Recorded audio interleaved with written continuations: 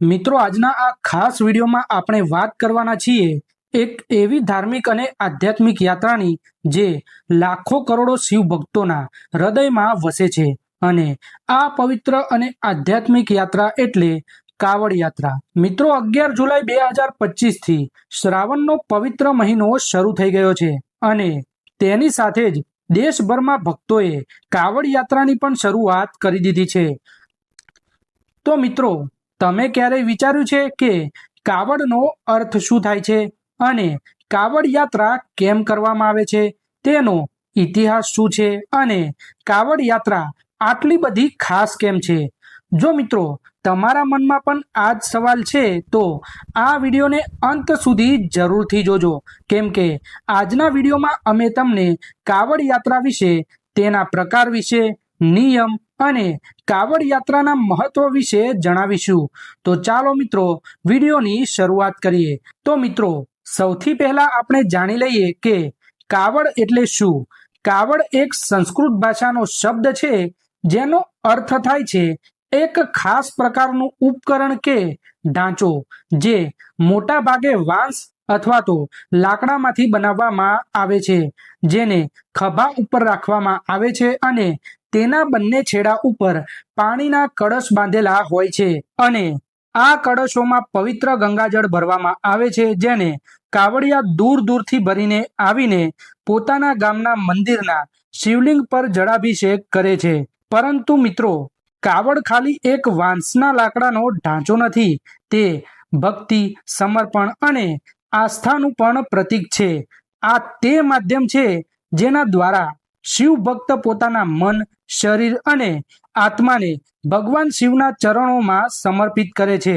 કાવડને ખભા ઉપર લઈને ચાલવું ખાલી એક શારીરિક મહેનત નથી, પરંતુ એક આધ્યાત્મિક તપસ્યા છે જે ભક્તને ભગવાનના શરણો સુધી લઈ જાય છે। પરંતુ મિત્રો હવે સવાલ એ થાય છે કે આ કાવડ યાત્રા શરૂ કેવી રીતે થઈ, તેની પાછળની કથા શું છે?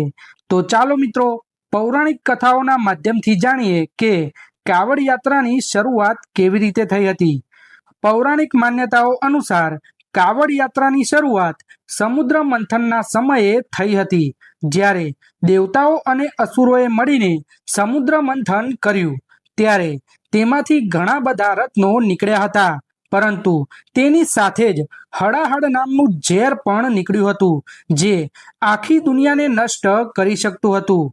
પરંતુ ભગવાન શિવે આ ઝેરને પોતાની દયા અને કરુણા દેખાડતા આ ઝેર પોતાના કંઠમાં ધારણ કર્યું હતું, જેના કારણે તેમનું ગળું નીલું પડી ગયું હતું અને તેના કારણે તેઓ નીલકંઠના નામથી ઓળખાયા હતા। પરંતુ મિત્રો એ ઝેરની ગરમી એટલી બધી તેજ હતી કે ભગવાન શિવનું શરીર તપવા લાગ્યું। તેમને ઠંડક અને શાંતિ આપવા માટે દેવતાઓએ ગંગાજળને સૌથી શુદ્ધ અને ઠંડુ માન્યું। ગંગાજળથી શિવલિંગનો અભિષેક કરવામાં આવ્યો, જેનાથી ભગવાન શિવને રાહત મળી અને ત્યારથી જ કાવડ યાત્રાની શરૂઆત થઈ હતી। માન્યતાઓ છે કે ગંગાજળથી ભગવાન શિવનો અભિષેક કરવાથી ના કેવળ ભગવાન શિવ પ્રસન્ન થાય છે, પરંતુ ભક્તોની મનોકામનાઓ પણ પૂર્ણ કરે છે। એક અન્ય કથા અનુસાર ભગવાન પરશુરામે કાવડ યાત્રાની શરૂઆત કરી હતી। તેમને ગંગાજળ લાવીને ભગવાન શિવના ઉપર જળાભિષેક કર્યો, જેના કારણે ભગવાન શિવને ઝેરના પ્રભાવથી રાહત મળી હતી। તેના સિવાય ઘણી બધી કથાઓમાં એવું પણ કહેવામાં આવ્યું છે કે ભગવાન રામ અને રાવણ દ્વારા પણ ભગવાન શિવનો જળાભિષેક કરવામાં આવ્યો હતો। હાલના સમયમાં મિત્રો કાવડ યાત્રા ઉત્તર ભારતમાં ખાસ કરીને ઉત્તર પ્રદેશ, હરિયાણા, રાજસ્થાન, બિહાર અને દિલ્હીમાં ઘણી બધી પ્રસિદ્ધ છે। દર વર્ષે શ્રાવણના મહિનામાં કરોડો કાવડિયા ઘણા બધા કિલોમીટર પગપાળા ચાલીને હરિદ્વાર, ગંગોત્રી, ગૌમુખ, સુલતાનગંજ, કાશી વિશ્વનાથ, વૈદ્યનાથ, નીલકંઠ અને દેવઘર જેવા પવિત્ર સ્થળોએથી પવિત્ર ગંગાજળ લાવે છે અને પોતાના સ્થાનીય શિવ મંદિરોમાં ચડાવે છે। મિત્રો કાવડ યાત્રા ખાલી એક પ્રકારની નથી હોતી, તે ભક્તોની શ્રદ્ધા અને સામર્થ્યના આધારે અલગ અલગ પ્રકારની હોય છે।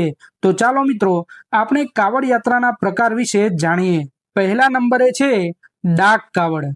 આ પ્રકારની કાવડ યાત્રામાં 10 થી 15 ભક્તોનો સમૂહ એક સાથે હરિદ્વાર અથવા તો કોઈ અન્ય પવિત્ર સ્થળ ઉપર જાય છે અને ત્યાં ગંગા સ્નાન અને પૂજા અર્ચના કર્યા બાદ ગંગાજળ ભરીને પોતાની રાહ તરફ નીકળી જાય છે અને આ યાત્રા દરમિયાન ભક્તો વારાફરતી કાવડને ખભા ઉપર ઉઠાવે છે. જો કોઈ ભક્ત થાકી જાય છે તો બીજો ભક્ત કાવડ ઉઠાવી લે છે.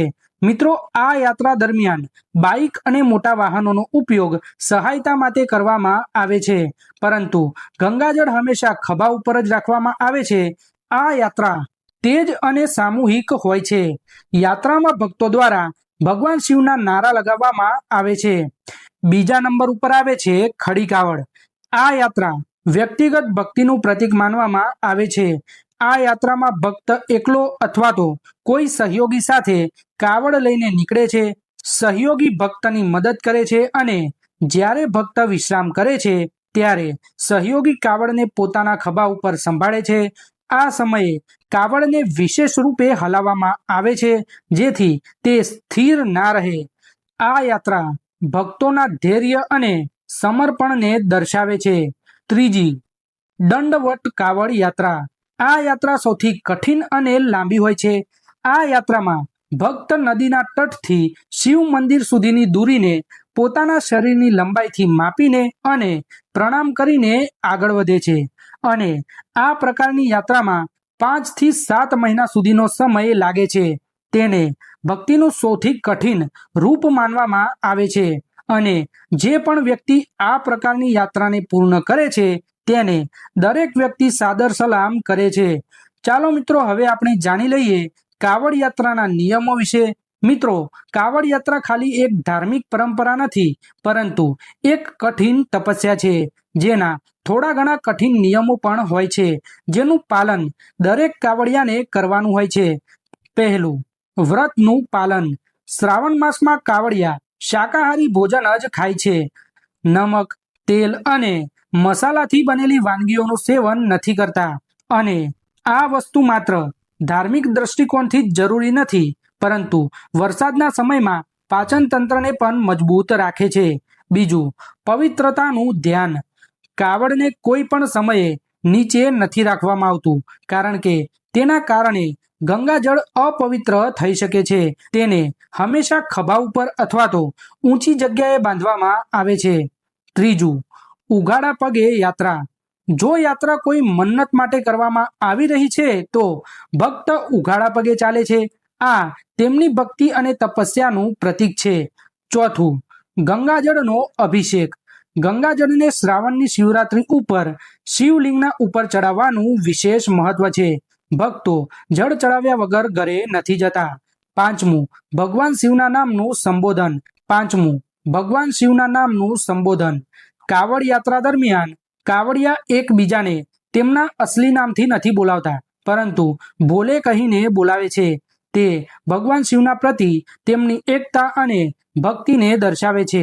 છઠ્ઠું, જળની શુદ્ધતા. કાવડમાં ભરેલું જળ કોઈ પણ બીજા વ્યક્તિને નથી આપવામાં આવતું કેમ કે તેને પવિત્ર માનવામાં આવે છે અને આ જળ ખાલી શિવલિંગ ઉપર જ ચડાવવા માટે હોય છે.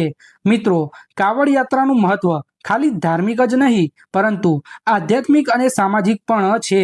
શ્રાવણ મહિનામાં ભગવાન શિવનું વિશેષ મહત્વ માનવામાં આવે છે. માન્યતા છે કે આ સમયે ભગવાન વિષ્ણુ આરામ કરી રહ્યા હોય છે અને ભગવાન શિવ હરિદ્વારમાં પોતાની સાસરીમાં નિવાસ કરે છે અને એટલા માટે જ ભક્તો હરિદ્વાર, ગંગોત્રી, ગોમુખ, સુલતાનગંજ, કાશી વિશ્વનાથ, વૈદ્યનાથ, નીલકંઠ અને દેવઘર જેવા પવિત્ર સ્થળોએથી ગંગાજળ લાવીને પોતાના સ્થાનીય શિવ મંદિરોના શિવલિંગ પર જળાભિષેક કરે છે. મિત્રો, આ યાત્રા દરમિયાન કાવડિયા એકબીજાની મદદ કરે છે, સાથે જ ભગવાન શિવના નામના નારા પણ લગાવે છે અને શિવ ભક્તિમાં ડૂબ્યા રહે છે. કાવડને ફૂલો, ઘંટીઓ અને રંગબેરંગી કપડાઓથી સજાવવામાં આવે છે જે આ યાત્રાને વધુ આકર્ષિત બનાવે છે. શ્રાવણનો મહિનો અને કાવડ યાત્રા ઘણું જ મનમોહક દ્રશ્ય પેદા કરે છે. વાત કરીએ શ્રાવણના મહિનાની તો આ સમયે વરસાદની સિઝન હોય છે અને આ સમયે સૂર્યનો પ્રકાશ ઓછો હોવાથી આપણું પાચન તંત્ર પણ ઘણું ધીમું થઈ જાય છે. એવામાં કાવડ યાત્રા સમયે શાકાહારી અને હળવું ભોજન કરવું ના ખાલી ધાર્મિક દ્રષ્ટિકોણથી મહત્વપૂર્ણ છે, પરંતુ આપણા પાચન તંત્ર માટે પણ ફાયદામંદ છે. આ યાત્રામાં પગપાળા ચાલવું, બ્રહ્મચર્યનું પાલન કરવું, ભગવાન શિવના નામનું સ્મરણ કરવું ભક્તોની શારીરિક અને માનસિક શુદ્ધતાને બનાવી રાખે છે. ચાલો મિત્રો, હવે આપણે જાણીએ કાવડ યાત્રાથી જોડાયેલા અમુક તથ્યો. શું તમે જાણો છો કે કાવડિયા તેમના કાવડને એટલું બધું સજાવે છે કે તે 10 થી 15 ફૂટ સુધી ઊંચું થઈ જાય છે, જેને જટાધારી કાવડ કહેવામાં આવે છે, જે ભગવાન શિવની જટાઓનું પ્રતીક છે. ઘણા કાવડિયા પોતાની માન્યતા પૂરી થાય પછી ડબલ ડેકર અથવા તો ટ્રિપલ ડેકર કાવડ લઈને ચાલે છે, જેમાં ઘણા સ્તરો ઉપર કળશ મૂકવામાં આવે છે. આ જોવામાં જેટલું સહેલું અને સુંદર લાગે છે, તેમાં વજન પણ એટલું વધારે જ હોય છે. ઘણા બધા ભક્તો તેમની યાત્રાને વધુ કઠિન બનાવવા માટે લીમડાના ઝાડ નીચે રોકાય છે, કેમ કે લીમડાને શુદ્ધ અને ઔષધીય માનવામાં આવે છે. તો મિત્રો, કાવડ યાત્રા વિશેની આ જાણકારી તમને પસંદ આવી હોય તો અમારા વિડીયોને લાઈક, શેર અને અમારી ચેનલને સબસ્ક્રાઇબ અચૂકથી કરજો. ધન્યવાદ.